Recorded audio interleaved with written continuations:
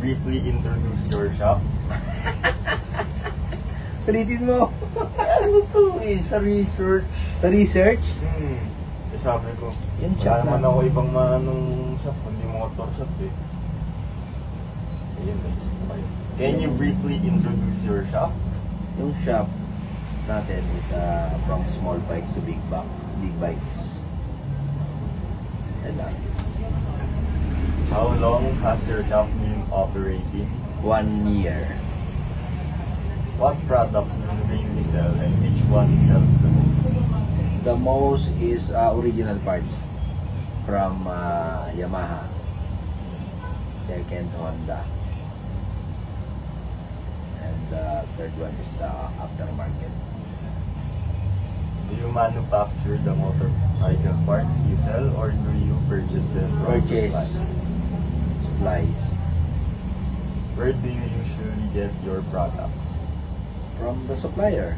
Caloocan, Bulacan, Valenzuela, Labang.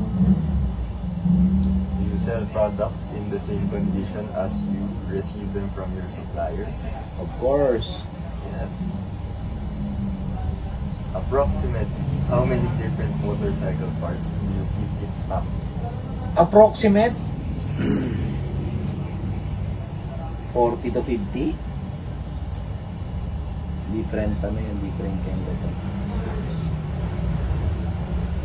Which motorcycle parts are your best-selling products?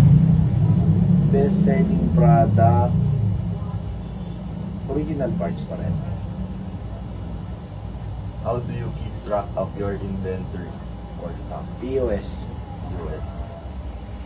Do you update your inventory every time a product is sold or do you check Every 3 days. every 3 days? How often do you physically count your inventory? Physically, based on in and out. What method? Manual lagi yan. Dapat manual. Manual counting. What method do you use to record inventory such as notebook, spreadsheet, computer, Excel. or POS? Excel. POS. What are the biggest challenges you faced in managing your inventory? Inventory, wala naman. Basta synchronize lahat yung stocks mo.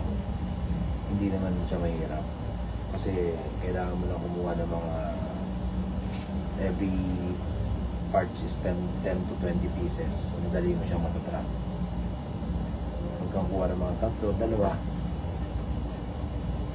In your opinion, why is proper inventory management important for your business? Proper inventory to get proper profit. Ayun lang po. Thank you. Ikaw? JC Moto Hub number 1. Bili kayo dito guys. Ayun lang.